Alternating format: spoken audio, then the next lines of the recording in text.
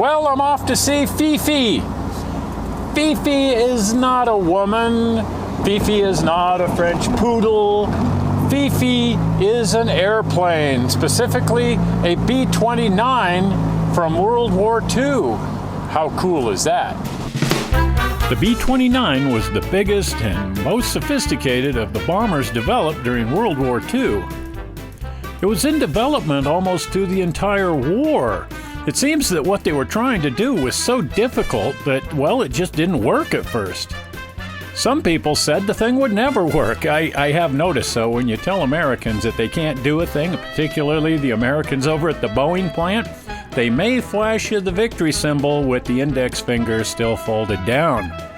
Well, they worked the bugs out of it and it had a long, distinguished career. But by the 1970s, these things were all being scrapped out or used for target practice. Fortunately, this one was preserved. One guy in particular was most responsible for getting this airplane, Victor Agather. The A on the tail stands for Agather, and he named it after his wife, Fifi. He was part of a group called the Commemorative Air Force, and they're the ones that really put this thing together and kept it flying. Takes a big crew to fly a B-29. You got the pilot over here, you got the bombardier up in the front there.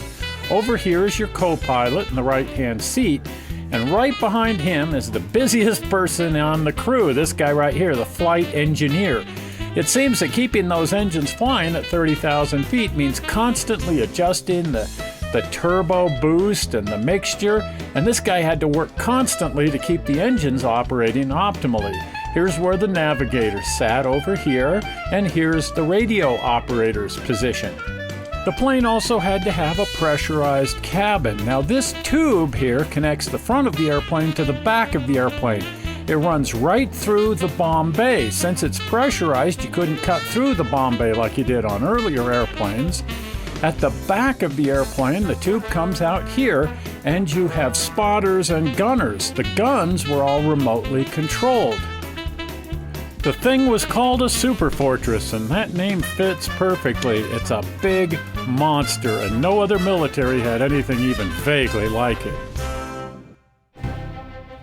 The engines on this thing are the Wright Duplex Cyclone, a monster temperamental engine capable of developing well over 2,000 horsepower each.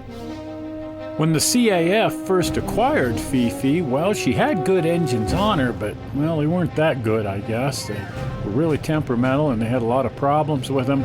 Eventually, they had to swap the engines out and buy new ones at a cost of $3 million for the set. Fortunately, the CAF is a large enough organization with enough members and enough funding sources that they were able to pull off a thing like that. The average guy wouldn't be able to just pull together $3 million to buy new engines, you know what I'm saying? The CAF has grown to be a huge organization, and they have a lot of different airplanes scattered all over the United States. It's really great what they're doing, keeping these warbirds flying. They're preserving this important part of history, and, well, they're having a good time doing it, too. It's fun. Yeah, it's fun. They vibrate a lot there. They're hot. They're not as fast as the jets I'm used to.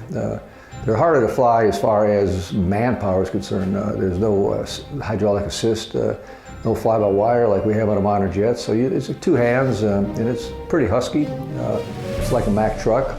This is, of course, the biggest and the best back in that day.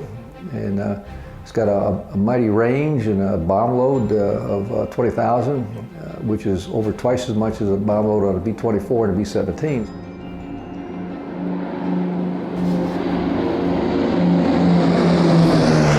This was really designed to make it all the way from the islands that the Marines and the Army captured all the way to the Japanese homeland.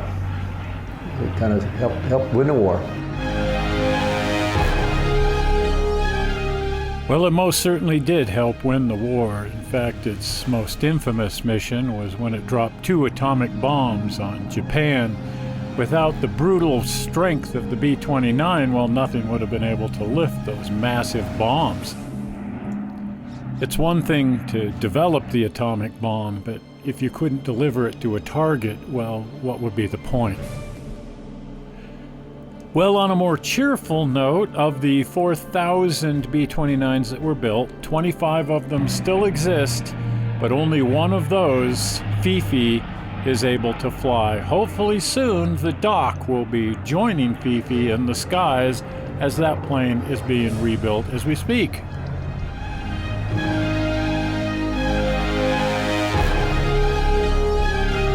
The Texas wing of the CAF takes Fifi out every summer, and they tour the entire United States, taking it from city to city. When it comes to your town, you can go see the plane. You can even buy a ride on it if you want. It's sure great that we can look up into the sky and still see a B-29 flying by. It's a very impressive machine. Fortunately, the CAF and other organizations like that have been able to keep these old warbirds flying for all of us to enjoy and to remember what it stands for, too.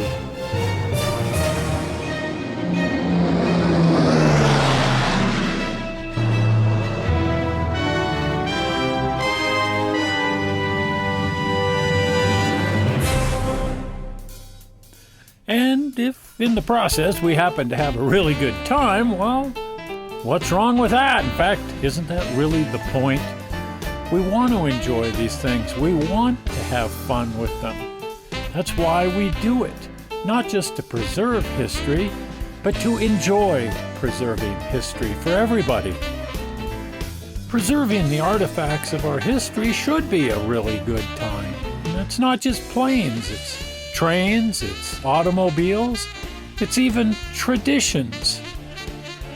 It's actually really important to keep these things alive so that we can remember who we are as a people and understand where we've come from. And that doesn't mean that it isn't screwing around on a massive level. I mean, come on, flying your own B-29 is screwing around on a massive level. It's just that there's always a serious side to this stuff as well.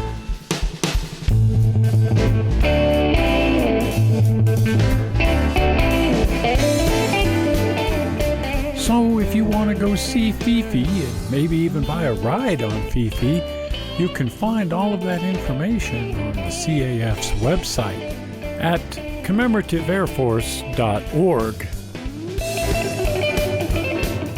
And remember, Fifi is just one of many, many, many airplanes that they fly.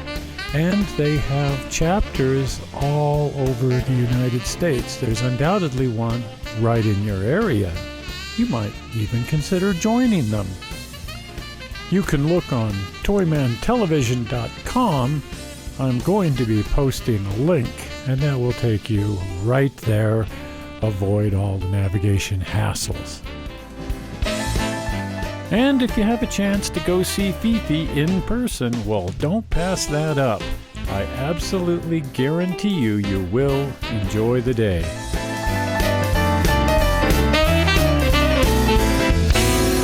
Well, that might not be as cool as it gets, but it's high on the list. A B-29. These guys have their own B-29 to mess around with. That's just amazing. And I'm so happy that there are groups like that out there keeping these old warbirds flying, because the rest of us get to see that and even ride on those things.